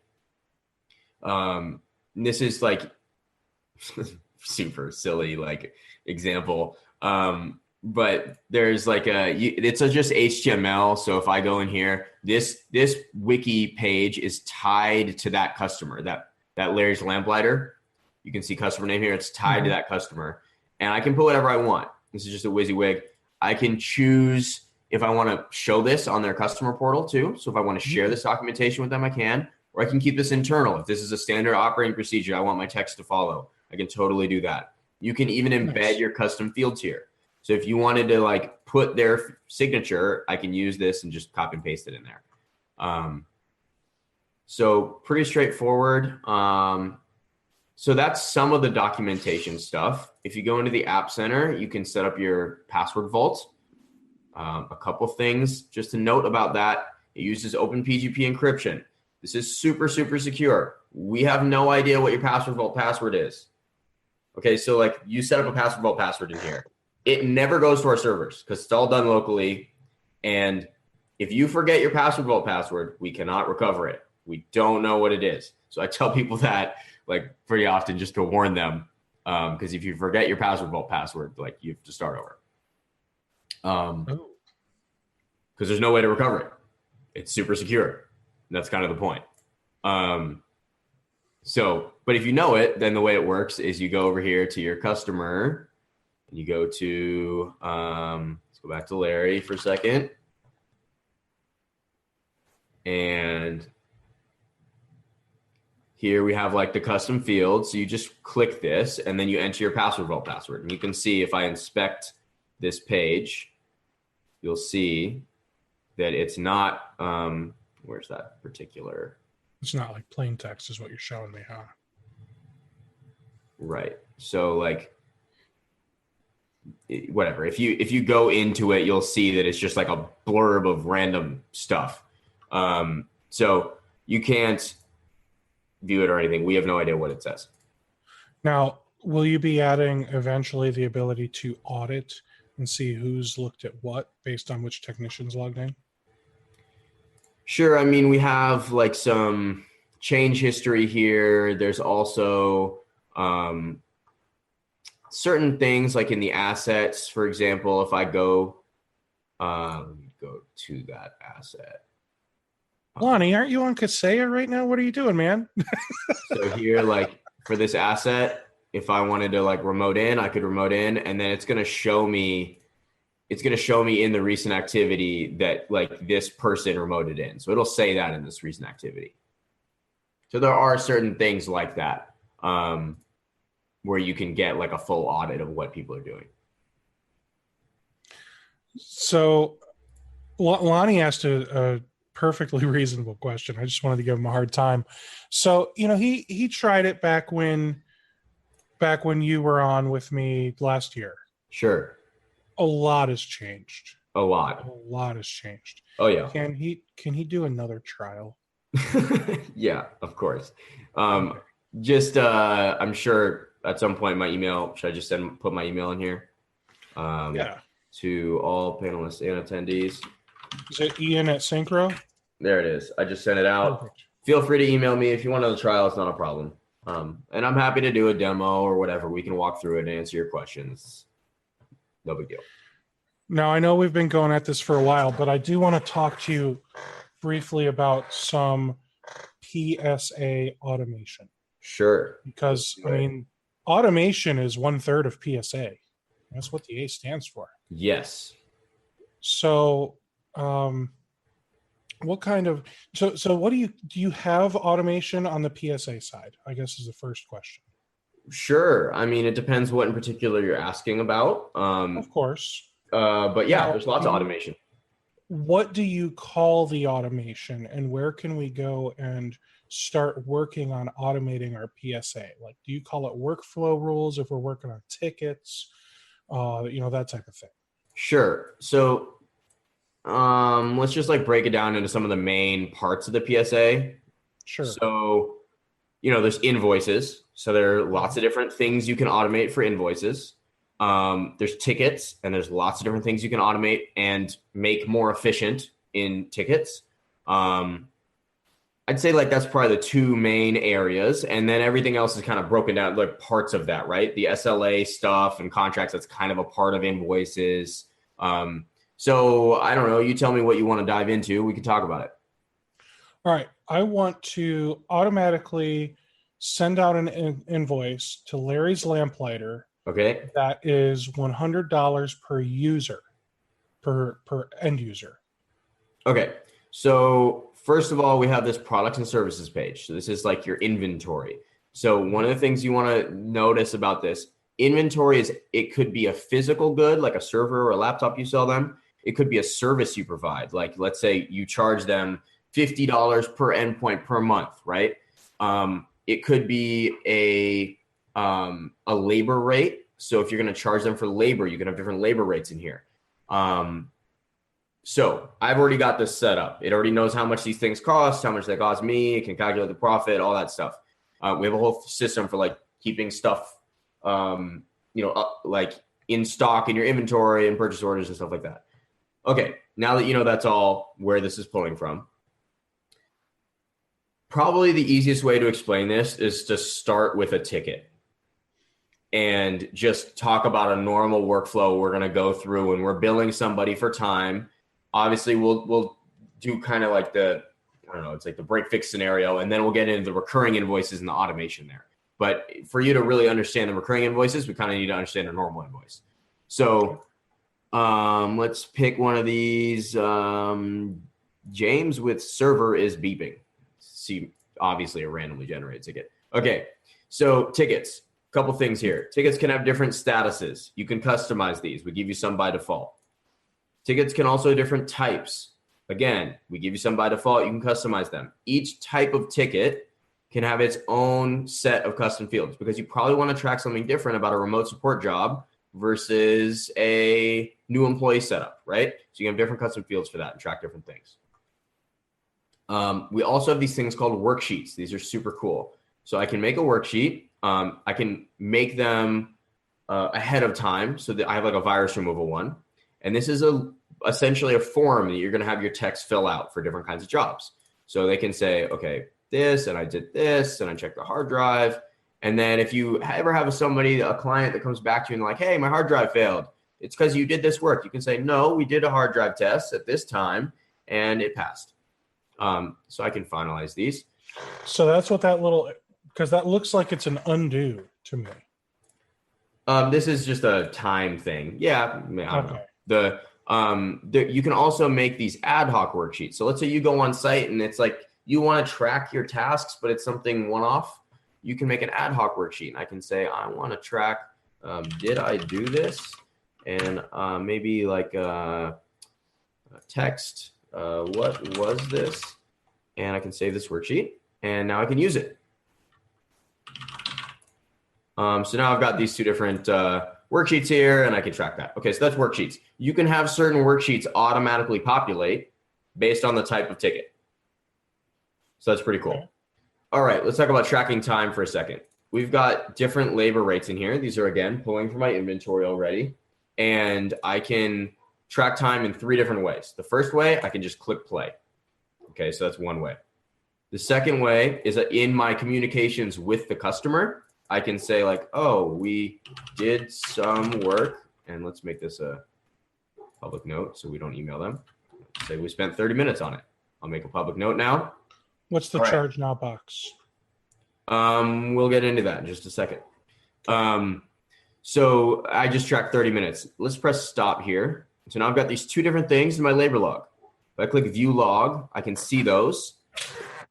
Here's a third way you can track time. I can say like trip charge, and I can say I drove on site, add. Okay, so that clearly that's a long time. All right, we're gonna charge them for sure for this one because we drove on site for a long time. And then we're gonna charge them for this. This one's less than a minute. We don't have to charge them for that. So now I've got these charges on this ticket. We call these pending ticket charges because they haven't been invoiced yet. I can add more things to this. Like if I want to sell them a laptop while I'm there, I can add that. Okay, so I've got these pending ticket charges. If this was like a one-off thing, like a break fix situation, I'd click make invoice here. I'm going to show you how it would work for an MSP in a second. Or, I'm sure MSPs do this part too, but we're just going to make an invoice. You can see what the invoices look like. Then I'll show you a different way to do it with automation. Okay, so I've got my invoices here. You'll notice this UI is kind of like QuickBooks invoices. I can see my different line items. I can add more if I want to. If you're using one of our integrated payment processors, you can just take payment here. I can get a PDF of this invoice. Again, I already showed you this. This is completely customizable, this invoice. Cool stuff in there. So this is an invoice. Let's talk about recurring invoices. Or actually, do you have any questions about this so far? Not yet. All right, let's talk about recurring invoices. So this is where it's really cool. So you wanted a recurring invoice for Larry. We're going to make one here. So what this is doing is this is essentially generating an invoice on a schedule. So in this case, we're doing it monthly. If we wanted to, we could do it on a different schedule. We're doing it in arrears starting on the 1st every month. We can have it auto charge the credit card on file if we want to, or this can just generate an invoice and then we can, send it to them or whatever we want to do. But you can automate it to do that. And if the card fails, you can try it again, that kind of thing. Let's see here. You can have it automatically email the customer a PDF of this. We have an integration with USPS. This is pretty sweet. So what this will do is this will print this invoice out onto a piece of paper, put it in an envelope, put a stamp on the envelope, and send it to them. And you do nothing. All you do is pay for postage. And that's a direct integration with USPS. So that's pretty cool. So if you want to do that, you can. How much are you charging us for postage? I don't think we make any money on it. I think it's like you're actually directly paying USPS for it. I think, I forget exactly, but I think you basically put your USPS account in there. It's pretty cool. It's in the App Center if you want to check it out. This is really cool. So add any pending ticket charges. So we had that ticket. We did some work. We had those pending ticket charges on there, and then we clicked make invoice, right? Had we not clicked make invoice, they would just be pending ticket charges. You can just leave them on that ticket. What this will do is, in this case, every month, because we select monthly, it will pull all the pending ticket charges from this customer into this new invoice. That way you're sending one invoice per month and you don't have to send 3 different ones, right? Okay. We have a whole system for prepay hours. Some people use that, like block hours. So if you want to do that, you can have it automatically reset their prepay hours. Most people aren't using that, but if you do have that business model, we can accommodate it. Okay, this is where the automation is really cool. So these are the line items. We're charging them for these things every month, right?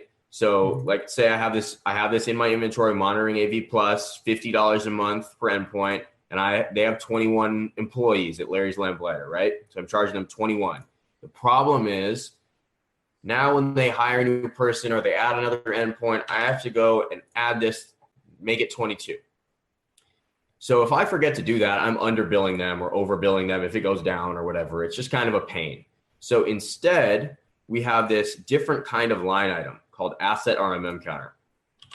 So I'm going to take the same product, pull it from my inventory, and we're charging 50. And instead, I can have it automatically count when it generates this invoice, how many assets this customer has that are of type Synchro device or mailbox or whatever. So if we're doing managed mailbox, I can do that.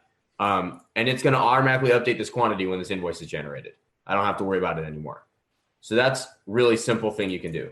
Even cooler, if you go into the assets and RMM here, I mentioned to you we have these filters. So like we created a filter for Office 365 with the checkbox checked and everything.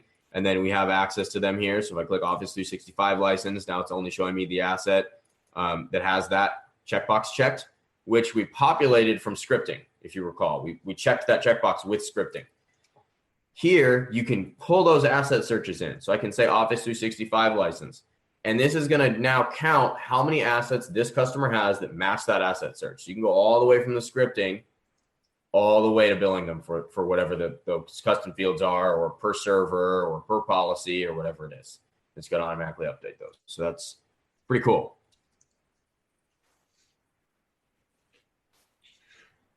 am I able to bill based on the number of contacts instead of the number of devices? We don't have that in there yet. I want to add that. I think we can. We just added this asset search thing like a month ago or something. I think we can add a new thing that's like per contact. I think that would be pretty cool. So we can do that. People have asked for it. So I just want to go over a few things that were said in YouTube. Kyle asked if we can have integration with other remote tools since the integrated one is not super great. We did go over that earlier. Yep. When you watch the replay, you can see more details, but the short answer is yes. In a week or two, ConnectWise and Screen Connect and TeamViewer. Jorge wants to know how reliable the monitors are and are they real time?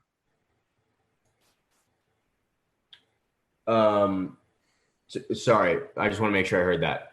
He wants to know how real time are the monitoring alerts? How reliable they are and are they real time? They work. That's how reliable they are. And it depends which alert. Some of them are basically real time, like the server being offline kind of thing. Like that's pretty real time. At most, the delay will be 5 minutes, but it almost all the time it's like instantaneous. For the other alerts, some of them we don't check. Some of them we check every 15 minutes, and some of them we check every 6 hours, and some of them we check every hour. And the reason we do that is, for example, the hard drive one, you don't want to check that every 15 minutes. It's like bad for the hard drive. So we check that one, I think, every 6 hours. So it depends, but they're pretty real time, and we used sensible defaults for depending on which one it is. Okay. So if an MSP came to you and said, hey, right now it seems like this is only checking every 6 hours, here's my use case, then you may make a change for them as well. Sure. I mean, we're always open to making changes. It's going to depend, right? Like some people, I will say, want to do crazy stuff that nobody else wants to do. And we're probably not going to build that. But if I hear the same thing 3 or 4 times in a week, there's something there, and we're going to want to make that change, right? So like I said before, we're definitely like a engineering company. We're a software development company. We like shipping code. So if you've got a cool idea, we're very happy to hear it. Now, what about the customer portal? You've mentioned it a few times. Sure. Can we see it? You can. Let's go over to Larry again. I should probably find another customer that I can demo. I don't have another one. Okay. So he's got this thing called the customer portal. So the customer portal, right. This is what they'd see when they log in, but with your logo. So let me delete this guy down here. We'll get to this. Don't worry. Okay. Customer portal. So this is a portal that you can give them access to. They will log in with a username and password that you generate for them. They can see their open tickets, an account overview. They can see their open invoices. They can get a PDF of the invoice and all of that. If you use one of our integrated payment processors, there's a button here that says pay now, and they can enter their credit card information or ACH info, and they can pay that info, pay with that, payment method. They can see the recent payments, estimates. This is kind of like quotes, right? So it's like an invoice that they can approve or decline, and they can get a PDF of that. Any attachments you want them to see, any documentation you want to share with them, they can see their assets. There are 2 different permission levels for this. So the way that you give them access is you go down here to portal users and you click new, and you can choose between the contacts, or I removed that thing just now, but this would say Larry Legend on it. But basically, you can give them access. This guy is technically the admin, and so he sees everything. that I just showed you, all the financial information, all of that stuff. If I gave it to one of the contacts, like Amy, she can only see her open tickets. She can respond to those tickets and all of that. And she can see her asset, and that's it. So none of the financial info or anything like that. I like it.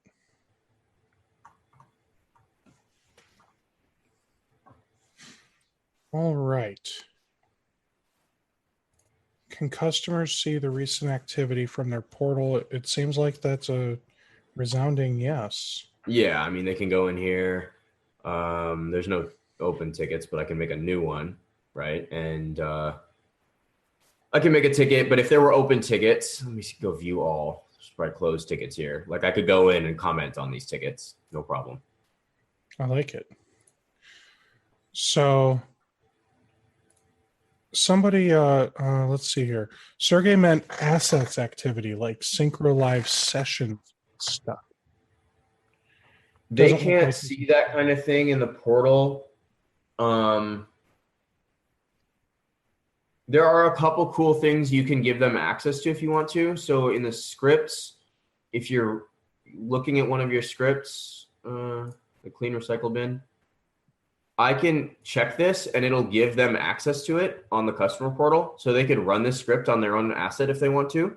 So that's cool. You could give them access. That's kind of cool. But I mean, obviously you as a technician need to be really smart about what you're giving them access. Of course. That's why it's off by default. So you can do that. They can't really see any asset activity. We are talking about right now. I just had a conversation yesterday with a couple people on the team about various improvements we can make to the customer portal. So there are some cool things we can do there. You'll get more. Now let's talk about let's directly compare ConnectWise to Synchro for a minute. Now I showed you that one screen earlier, and I still don't know what that one screen said, other than what I was told it does. Okay. So obviously there are some things in ConnectWise that are like really incredibly powerful. Yeah. Cool.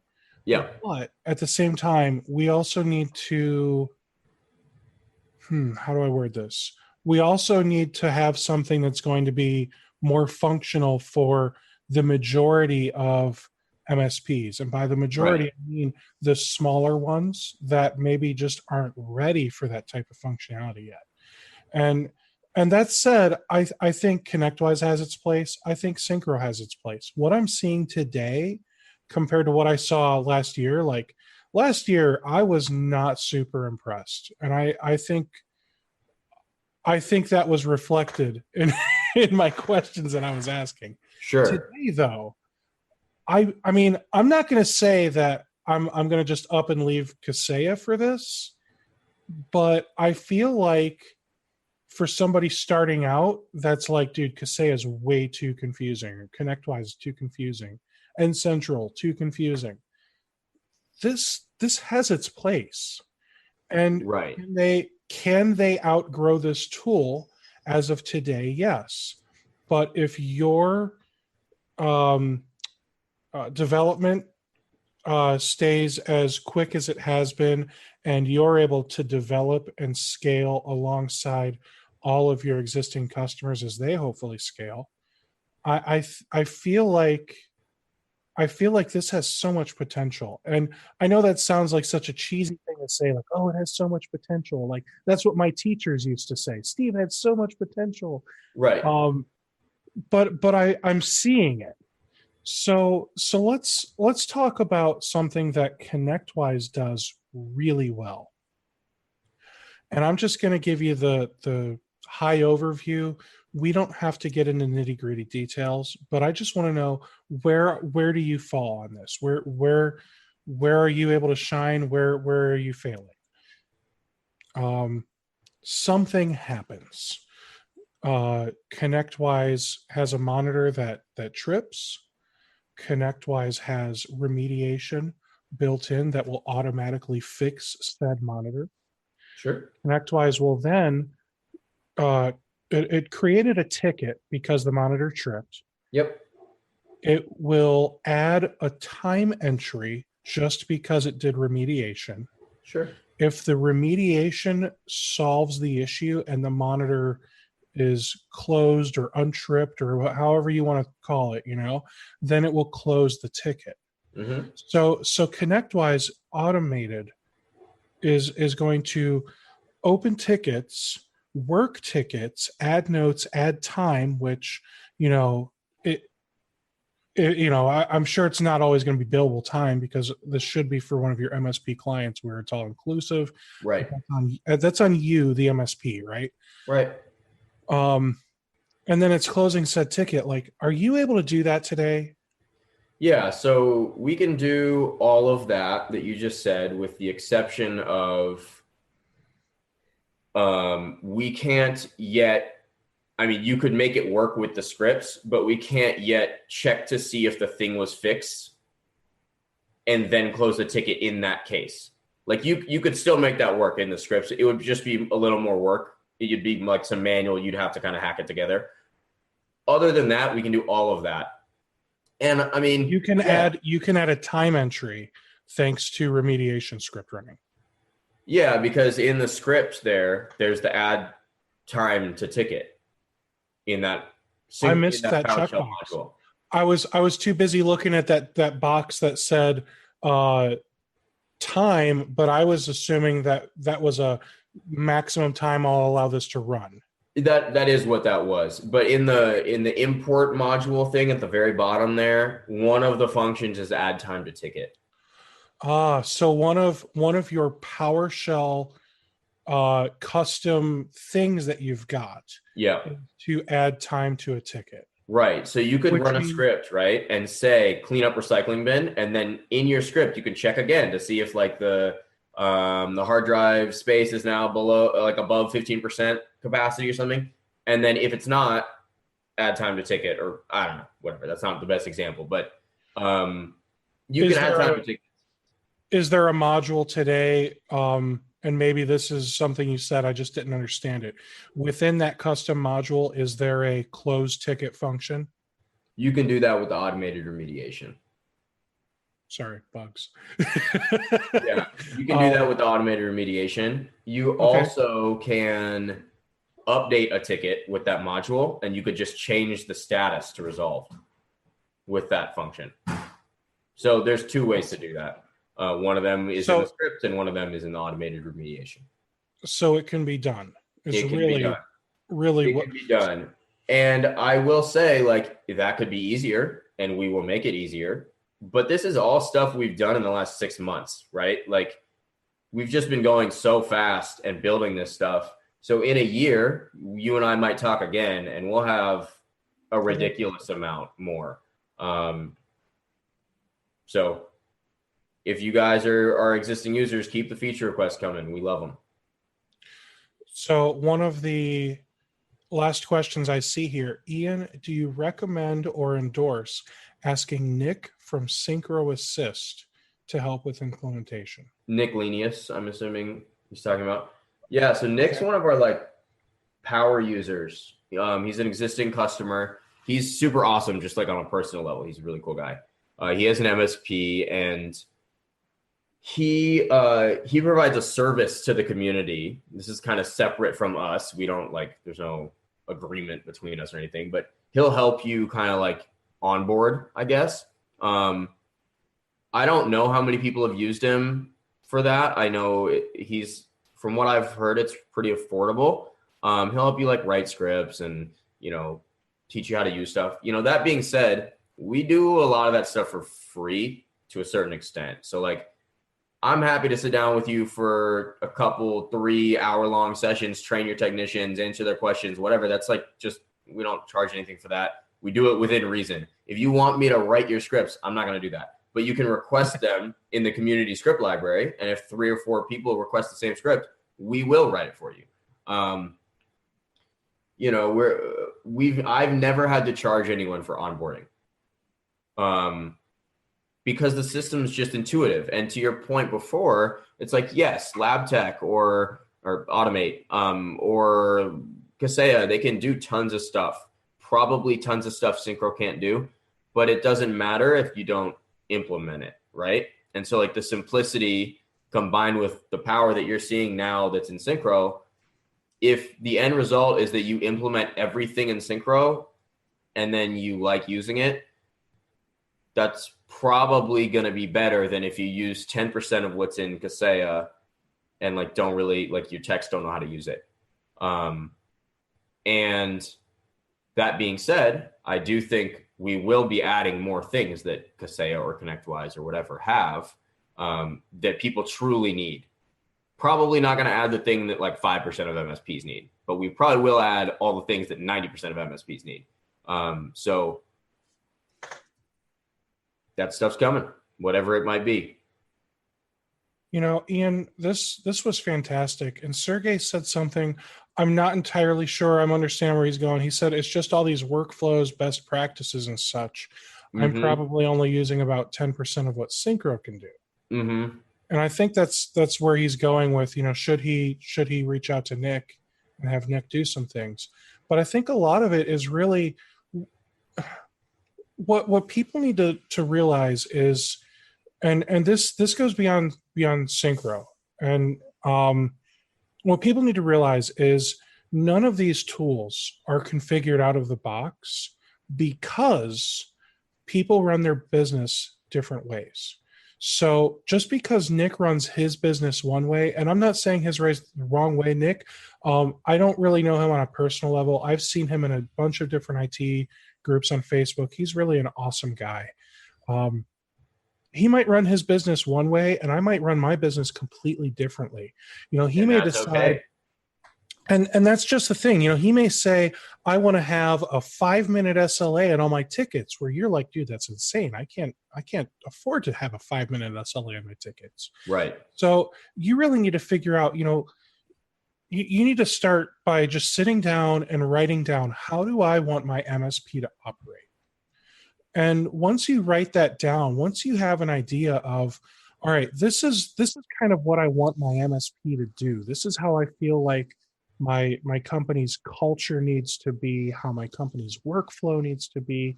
Then you start sitting down just with the guys in the Synchro group on Facebook, or you know, send in a text or a message or whatever, an email, or reach out to support. And say, hey, look, you know, here's what I'm thinking.